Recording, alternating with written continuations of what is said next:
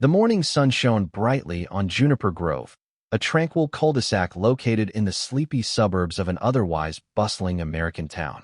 The street was lined with identical pastel-colored houses, each neatly manicured with emerald green lawns. This place was home to people from all walks of life: young families, newlyweds, retirees, and a few singles who loved the peace of suburban living. Children would ride their bicycles in circles and chalk up the sidewalks with doodles of rainbows or hopscotch squares.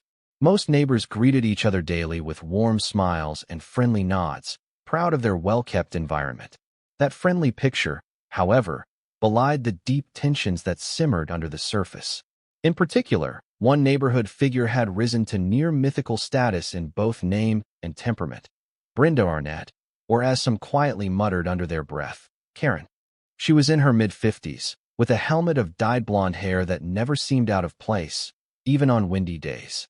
She walked around with her shoulders pulled back as though ready for battle at any moment, her posture reflecting her sense of self-importance. As a proud member of the local HOA, Homeowners Association, Brenda had appointed herself the unofficial moral and aesthetic guardian of Juniper Grove. And if there was one thing she couldn't stand, it was anything that disrupted the pristine appearances or guidelines she believed the community owed her. In Brenda's view, the world was a stage, and she was its star performer. She lived at the corner house on Hibiscus Lane, which faced the widest part of the cul-de-sac like a watchtower. Nothing escaped her gaze, whether it was the young couple at the end of the street who left their garbage bin out a few minutes too late on collection day, or the elderly grandmother who forgot to trim the hedge to HOA specifications. Brenda noticed every tiny infraction, every small detail that didn't line up with the rigid standards set forth in her mental rulebook. She would march out in her crisp tennis shoes, scowl firmly in place, and issue warnings with the curt efficiency of a school disciplinarian. Over time, her reputation spread beyond Juniper Grove. People in the broader community referred to the place as Brenda's backyard, half in jest and half in exasperation.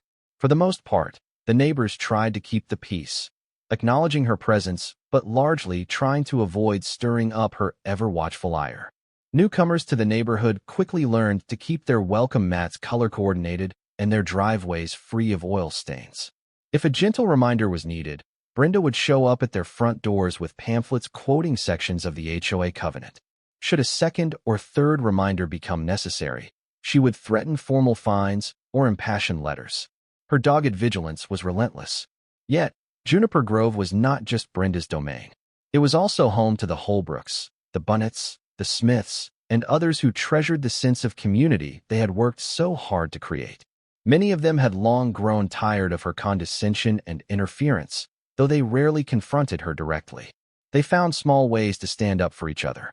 For instance, when Brenda scolded a new mother for her drooping potted plants, neighbors pitched in to buy her self-watering planters.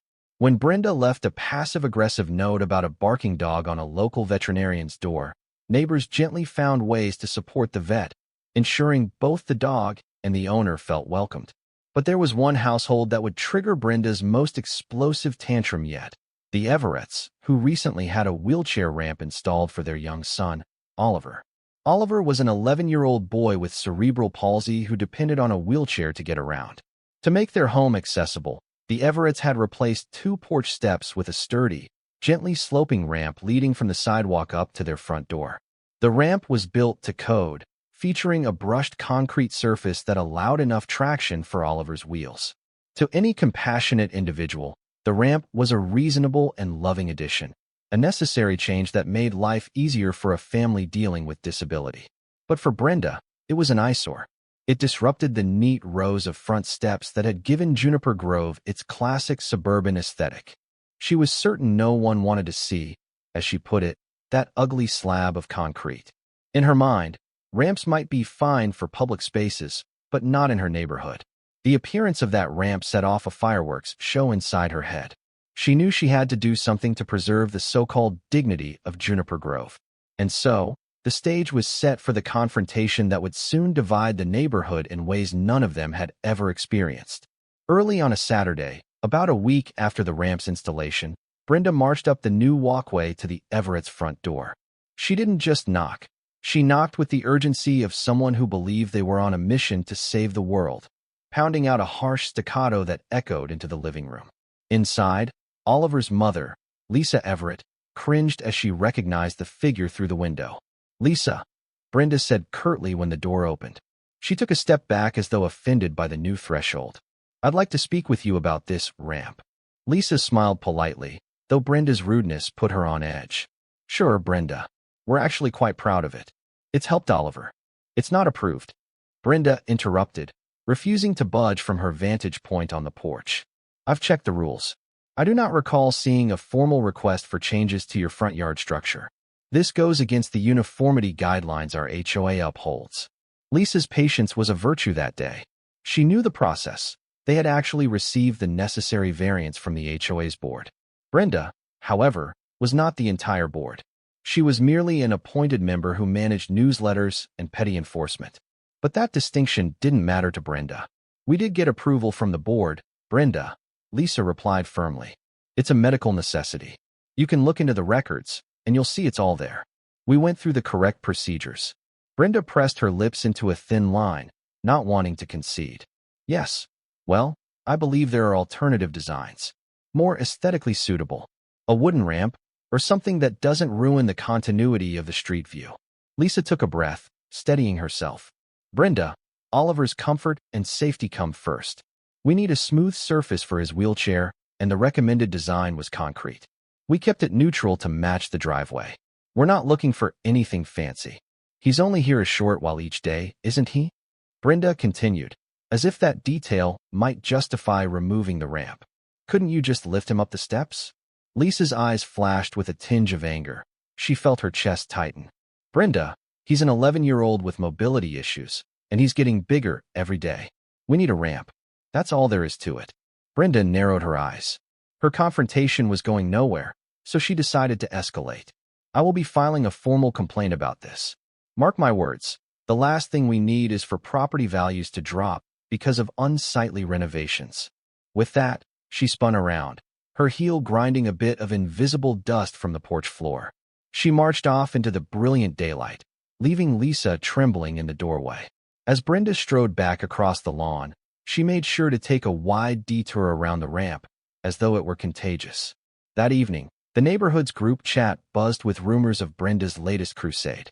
Some people felt outraged that she would harass the Everetts, a family well-liked by all.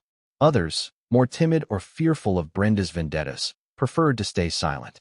But overall, the tide of sympathy began to flow in favor of Lisa, her husband Daniel, and their son Oliver, while Brenda only dug her heels in deeper. The weeks that followed turned tense. Brenda's persistent campaigning to get the ramp removed or replaced with a different design was met with firm pushback from the other HOA board members. They insisted that medical accommodations were protected by law, and the structure had the necessary paperwork. Still, Brenda would not relinquish her vendetta.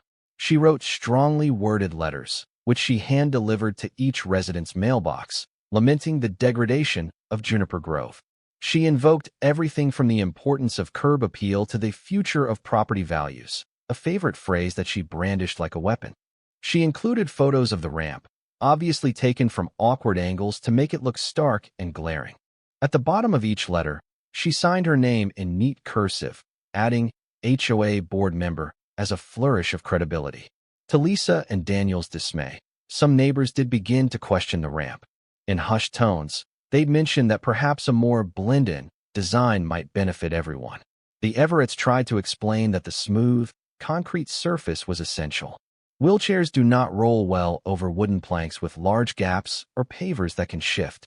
And yet, a small fraction of the neighborhood listened more to Brenda's fear-mongering about the value of their homes than to the needs of a disabled child. All the while, life for the Everetts continued as normally as they could manage. Oliver still went to school, returning every day with a grin that melted hearts, ramp or no ramp. Lisa took him to his therapy sessions. Daniel juggled his job and fatherhood. They found pockets of support in unexpected places. The Holbrooks, a retired couple with a gentle spirit, mailed a letter to the HOA praising the ramp and encouraging the association to stand firmly behind inclusive solutions. Their sweet, heartfelt note reminded the board that kindness was the foundation of community life, not the color of uniform door frames or the shape of a porch step. Late one evening, just as the moonlight cast pale shadows on the carefully trimmed bushes, Brenda stood outside her own house, arms crossed. She glared across the street at the ramp's silhouette, which under the street lamp's glow looked innocuous, an unthreatening, simple slope leading to a front door. But for Brenda, it was a symbol of her authority being challenged. She brooded for what felt like hours, planning her next move. The tension she felt was not merely about aesthetics. It was about control, about her reign as the self-appointed arbiter of the neighborhood's image. She believed it was her duty to fix this.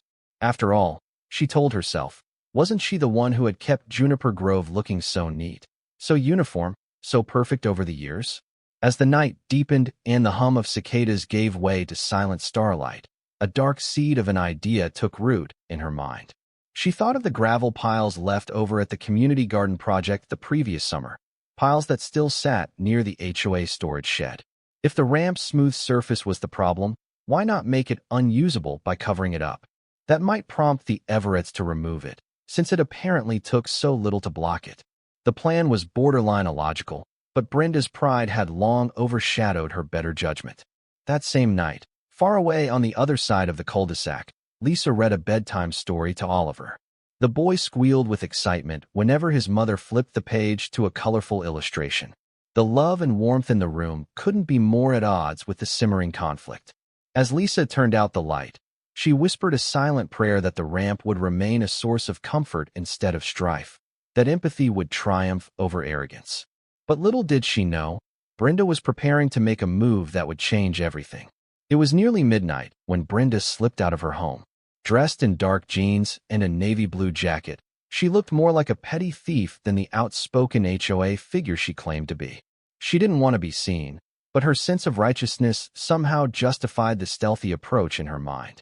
She walked briskly toward the dimly lit storage shed at the end of Maple Circle, a small offshoot of the main neighborhood. Though her heart pounded, she replayed her justification on loop. This is for the neighborhood's sake. No one will dare go against the ramp if it's not functional. They'll see it's a nuisance. It took her some effort to pry open the old shed door. Inside were various maintenance supplies, paint, hoses, leaf blowers, and bags of leftover gardening materials. Indeed, she found the pile of gravel she remembered, bagged and stacked from the last landscaping project.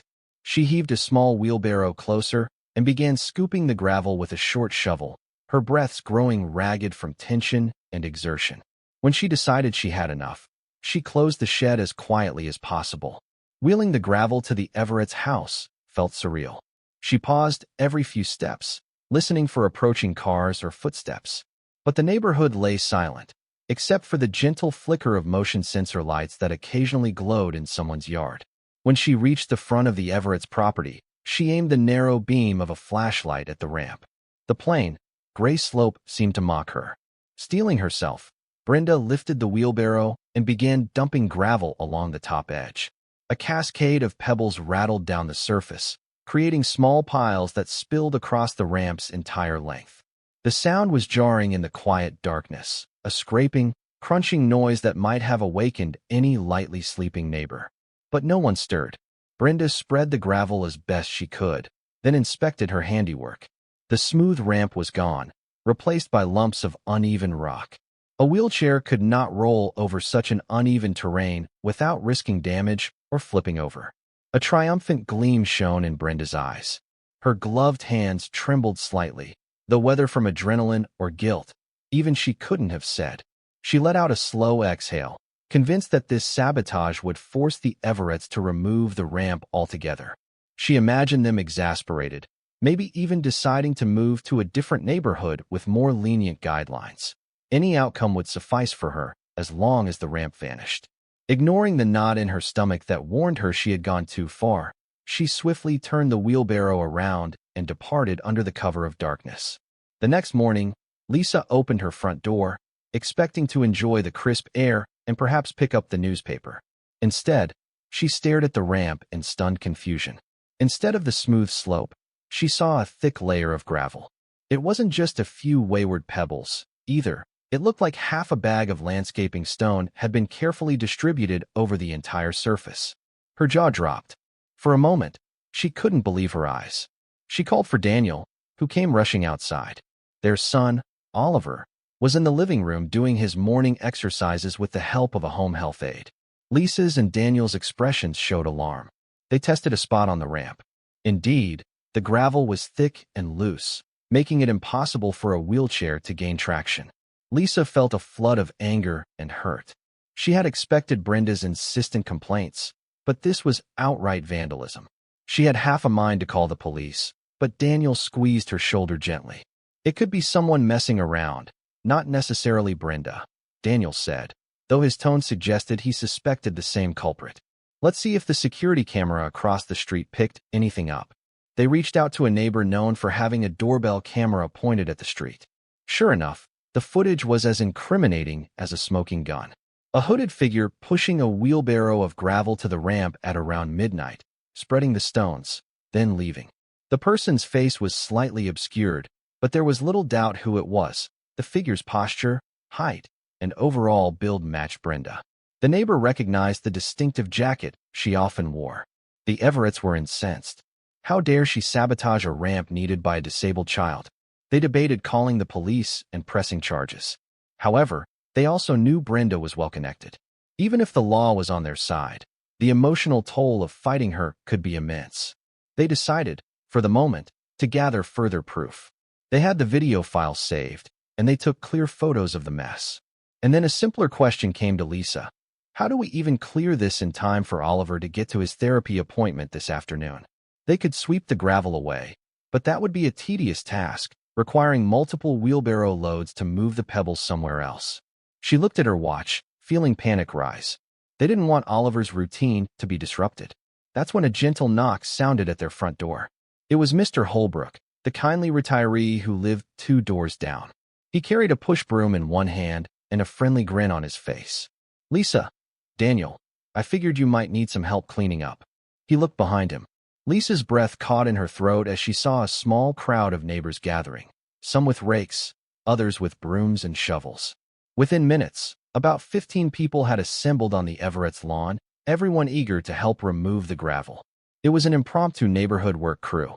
The Bunnets, who had always admired Oliver's perseverance, led the sweeping efforts, while Ms. Rosen, the local schoolteacher, directed the disposal method. Children helped carefully scoop small pebbles into buckets. Their combined sense of purpose propelled them forward. An hour later, the ramp was once again clear, albeit a bit scratched from the rough stones. Oliver's aide rolled him down the ramp, testing its smoothness. He gave a tentative thumbs up, prompting applause from the assembled neighbors. Lisa's eyes brimmed with tears as she thanked them, overwhelmed by the spontaneous outpouring of kindness. Little did they know, their efforts that morning would only be the first step in a community-wide transformation that would soon follow. News of Brenda's sabotage spread like wildfire through Juniper Grove. Multiple neighbors had shared the doorbell camera footage among themselves. In a matter of days, nearly everyone in the cul-de-sac had seen the clip of Brenda unloading the gravel. Even the quietest, most neutral neighbors were outraged. Many had tolerated her bossiness and self-righteous attitude for years, but this act was another level entirely, downright malicious. A small, informal meeting sprang up that weekend on the Everett's lawn. Chairs were pulled up, people stood in small circles, and the air was thick with a mixture of anger and solidarity. The Holbrooks insisted that the HOA needed to take swift action against Brenda. The Bunnets agreed, pointing out that disliking the ramp was one thing, but physically sabotaging it crossed a line.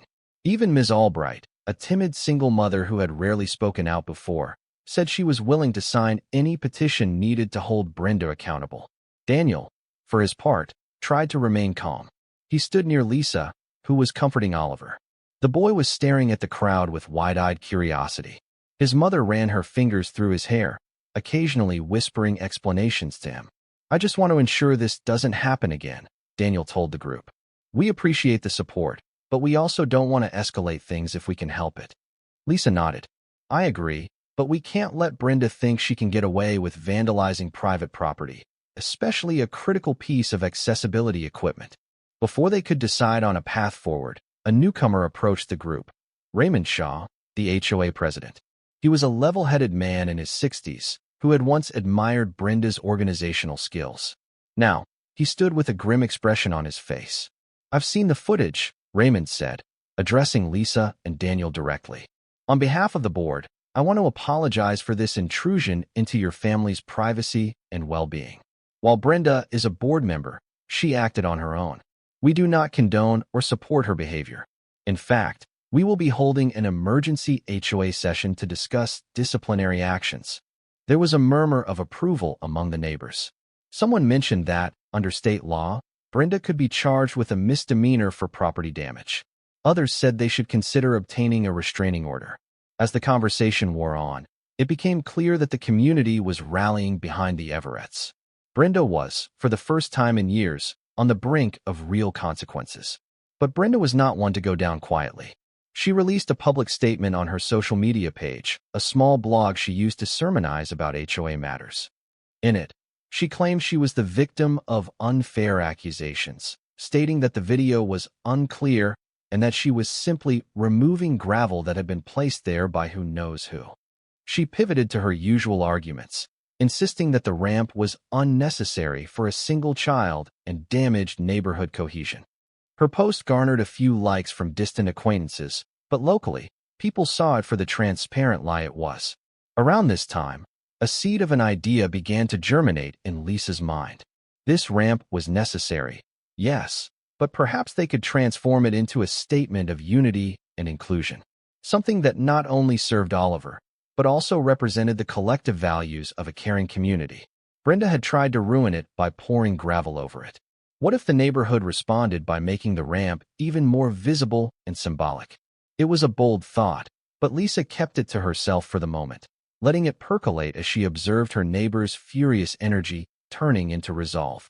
Something told her that their next steps could transform not just the ramp, but the neighborhood itself. A few days later, Lisa invited a small group of neighbors to her living room for coffee. She included those who had been at the forefront of support: Mr. Holbrook, Ms. Rosen, the Bunnets, and a couple of others. They sat around the coffee table, the aroma of freshly brewed coffee permeating the air as they discussed next steps. "Brenda won't stop unless we show her that this ramp is not going anywhere," Lisa began. She clasped her hands. "But how do we do that without stooping to her level?" Mr. Holbrook scratched his chin. "We could start a fund to decorate it, maybe plant some shrubs around it. Make it pretty, at least." Ms. Rosen nodded. "Yes, a few decorative ideas could help it blend in. But is that what we want? To blend in?" Lisa paused, then spoke with a slow, thoughtful smile. "Actually, I was thinking the opposite. Let's make it stand out on our terms. Not with gravel or sabotage, with something beautiful and meaningful." She opened a sketchbook. Inside were rudimentary drawings of the ramp. Lisa had made notes about installing small pavers or tiles along its edges.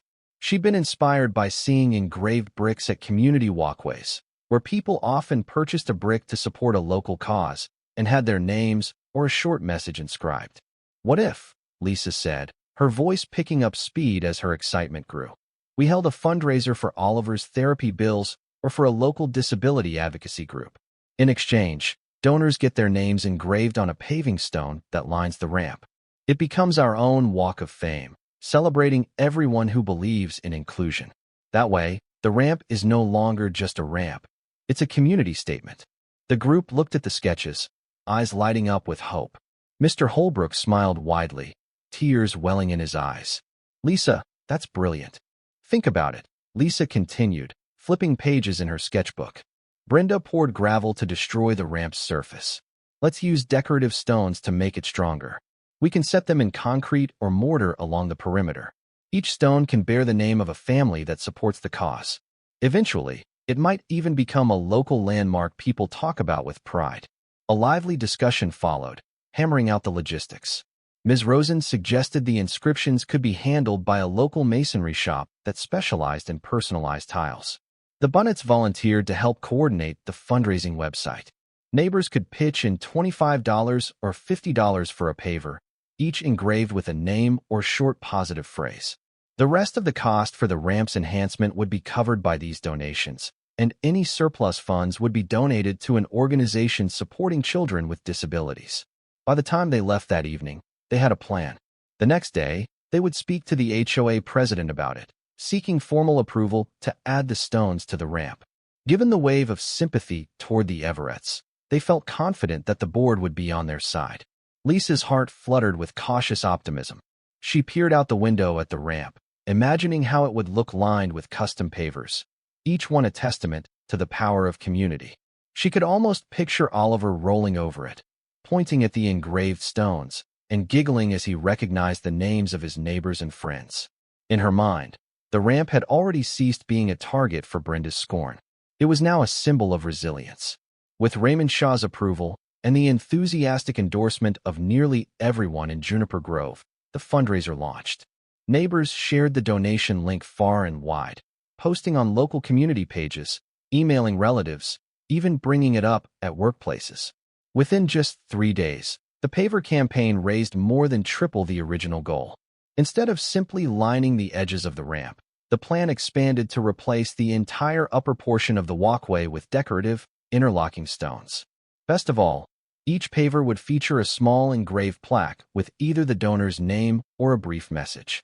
Many wrote uplifting words like love, hope, or inclusion. Some parents dedicated pavers to their children, Katie and Josh, let's grow together, or included brief quotes. A few families who had faced similar challenges wrote messages of solidarity, like standing with Oliver. Disability is not inability. Contractors were quickly hired, and within a week, they were seen at the Everett's house, carefully measuring, removing old sections of concrete, and preparing to install the decorative pavers. Trucks came and went, delivering materials. Each day, a small group of neighbors stood by to help the workers or simply offer words of encouragement. Kids, meanwhile, were fascinated by the transformation. Oliver sat in his wheelchair near the driveway, watching with wide-eyed excitement as workers set stones in mortar, smoothing them into place. Every now and then, a friendly contractor would let Oliver inspect a paver before installing it, prompting the boy to clap and giggle. During this time, Brenda remained conspicuously silent. She was not seen walking her usual patrol routes. Whenever a neighbor passed her house, the curtains were drawn tight. Rumor had it that she was furious about the project, but she'd lost most of her supporters after the gravel incident. With the entire community rallying around the Everetts, she had little recourse. The HOA made it clear that if she tried anything else, she would be both legally and financially liable. It was an unprecedented shift in the power dynamic of Juniper Grove. On the afternoon the final pavers were installed, Ms. Rosen organized a small ceremony. She created a printed banner that read, Juniper Grove's Walk of Fame, celebrating inclusivity and community. People gathered on the lawn, enjoying lemonade and homemade cookies. There was a short dedication speech by Mr. Holbrook, who called it the proudest moment of his many years living in the neighborhood. When the last tile was set, everyone applauded as Oliver wheeled himself slowly up the new slope. The ramp was not only functional, it was a dazzling mosaic of personal messages, a living testament to the power of unity. As the celebration concluded, many neighbors posed for photos on the ramp, searching out their own engraved stones with excited chatter. Lisa and Daniel thanked each person who had donated. Tears of gratitude shimmered in Lisa's eyes as she looked at the walkway. She could see Brenda's sabotage now turned into a powerful statement of solidarity, a walkway filled with people's names, forever etched in support of her son and anyone who might need such an accommodation in the future.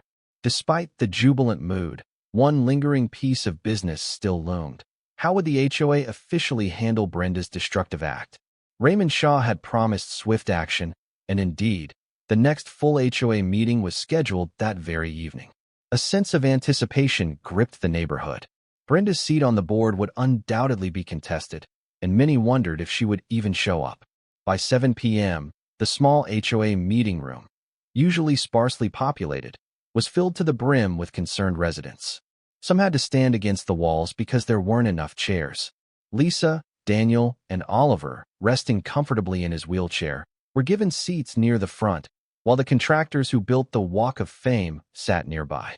On the board's dais sat Raymond Shaw, the treasurer, the secretary, and the other members, all of whom wore somber expressions. At exactly 7:05, Brenda arrived. She was dressed in a sharp blazer, her lips pressed into a firm line, as though she intended to mount a strong defense. Whispers passed among the attendees. A sense of tension hung in the air, part curiosity, part anger.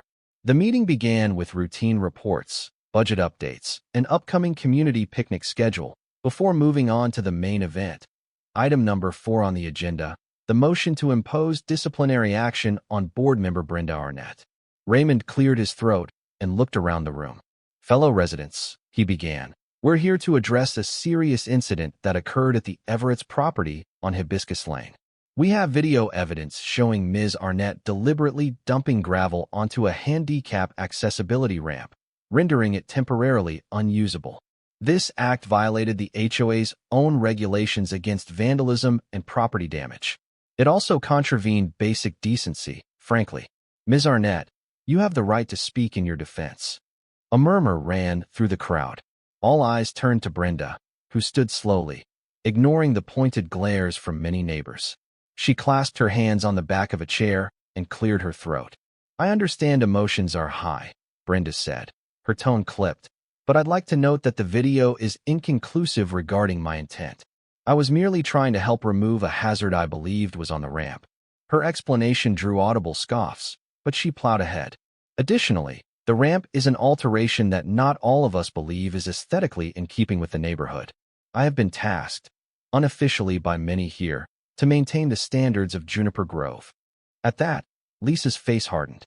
She could not believe Brenda had the gall to stick to such a story. The room grew restless, but Raymond held up a hand to maintain order. Ms. Arnett, he said, the board has reviewed your statements, and we find them inconsistent. We have clear video showing you bringing gravel from the HOA shed to the ramp. We have records indicating the ramp was permitted. Furthermore, the entire neighborhood has rallied in support of the ramp, which has now been upgraded at no cost to the HOA. You stand alone in your opposition. Let's be perfectly clear. You committed vandalism. Brenda's cheeks reddened, a flicker of fear crossing her face. Yet, she refused to apologize or concede fully. The treasurer spoke next, addressing the crowd. We have legal counsel who has reviewed the situation. Under the HOA bylaws, any act of destruction of another's property can result in removal from the board and a substantial fine to cover damages. We are prepared to issue that fine, plus the cost of the labor involved in removing the gravel. The question is whether Ms. Arnett should remain on the board. Raymond leaned forward, scanning the room. We'll hold a vote, board members only, to decide Ms. Arnett's status. A hush fell over the assembly as each board member cast their vote. It wasn't a complicated process. The wrongdoing was clear, and public sentiment was strongly against Brenda. One by one, the votes were tallied. In under a minute, the verdict was announced. Brenda was removed from her position on the board, effective immediately. On top of that, a fine of $2,000 would be imposed, covering damages and administrative fees. The board reserved the right to take further legal steps if she contested it. A smattering of applause broke out in the audience, although many found it bittersweet. After all, Brenda had been a resident here for years, someone who could have been an asset if her energy and zeal had been directed positively. But now, she was dethroned and humiliated. Brenda stood still as a statue, eyes flicking in quiet rage over the crowd. Then, with a huff, she grabbed her purse and stormed out of the meeting, slamming the door behind her. A collective exhale of relief seemed to flood the room. Raymond cleared his throat once more. We apologize to the Everetts for the distress this caused. We, as a community, must do better to ensure all neighbors feel safe and welcomed. Let's move forward in the spirit of unity. He ended the meeting, and the crowd spilled out into the hallway, abuzz with discussion. For the first time in a long while, people felt the weight of Brenda's intimidation lifting. It was a new era for Juniper Grove, one marked by a sense of possibility and shared purpose. The following day, the entire subdivision felt different. Freed from the watchful, condemning gaze of Brenda's authoritarian approach, neighbors greeted each other with renewed friendliness. Kids played on the sidewalks without fear of scolding. Homeowners displayed a bit more personality in their garden choices. Even small details like whimsical wind chimes or colorful door wreaths, previously frowned upon by Brenda's self-imposed regulations, began to appear here and there. And the ramp, Now Juniper Grove's Walk of Fame, shown as the neighborhood's centerpiece. People visited from other streets to see it, reading the engraved pavers and admiring how an act of malice had birthed something so profoundly positive. Local newspapers ran a human interest story on it, featuring photos of Oliver smiling by his family's front door. Donations continued rolling in, allowing the Everetts to contribute even more to disability advocacy groups in Oliver's name. Meanwhile, Brenda locked herself away in her home for several days, refusing to come out. A for sale sign did not appear. Perhaps she was deciding whether she could endure living in a place where she no longer held sway. Some neighbors tried to reserve a bit of empathy, acknowledging that she was a lonely individual who had clung to her HOA role to feel important. Yet, the harm she caused was undeniable. If she chose to stay, it would be on vastly different terms. A week after her removal from the HOA board, Brenda finally appeared in the daylight, walking her small dog along the sidewalk. She kept her head down, as if unsure of the reception she'd get. To her surprise, no one openly jeered or confronted her. They simply let her pass.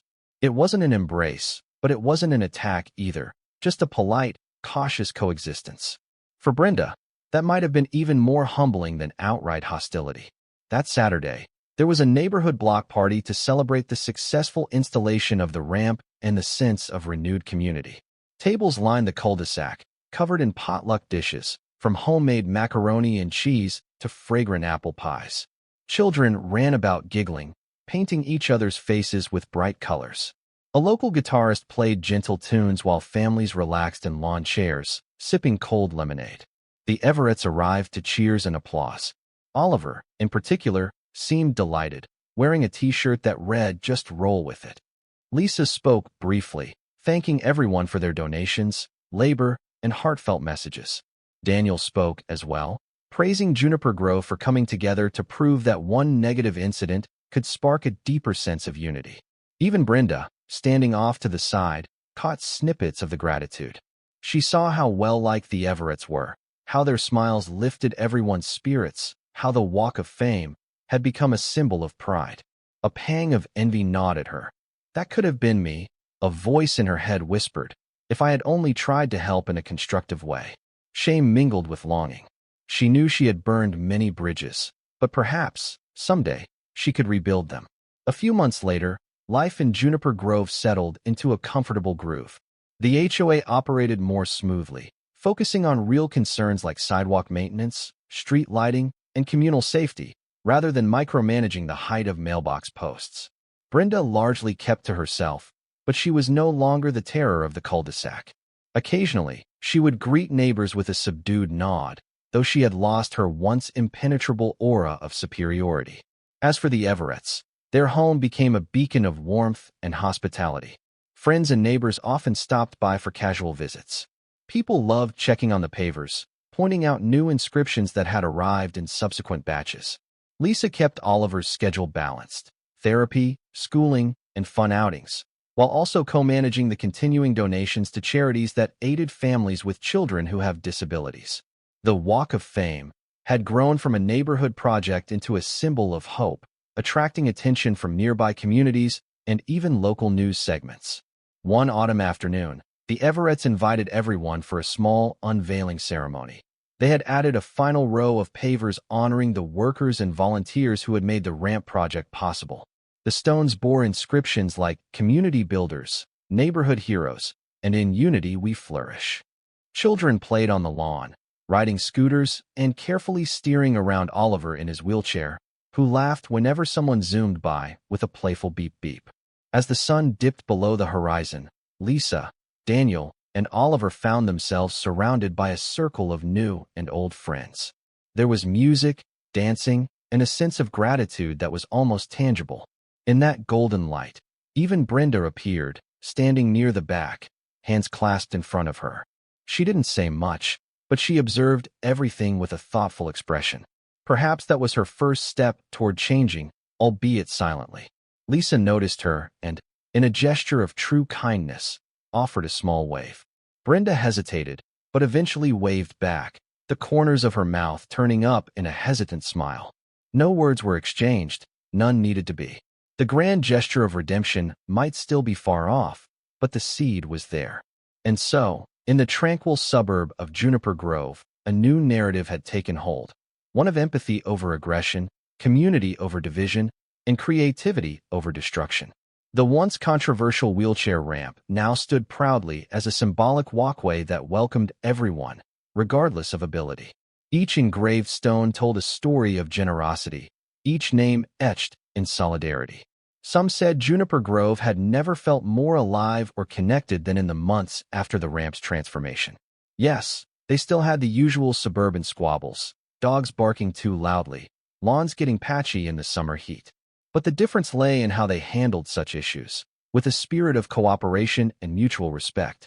A place that once let a single domineering personality cast a long shadow was now filled with bright, caring souls helping one another thrive. Oliver's laughter and the gentle hum of neighborly chatter echoed through the cul-de-sac. The Walk of Fame shone under the streetlights, reflecting that small but profound truth, that when a community stands together, an act of sabotage can become a cherished monument, turning adversity into a triumph of compassion. And for Juniper Grove, and for Brenda, who gazed at the ramp from her window late at night, no longer brimming with rage, but with a flicker of regret and, perhaps, eventual understanding, that was a truly happy ending.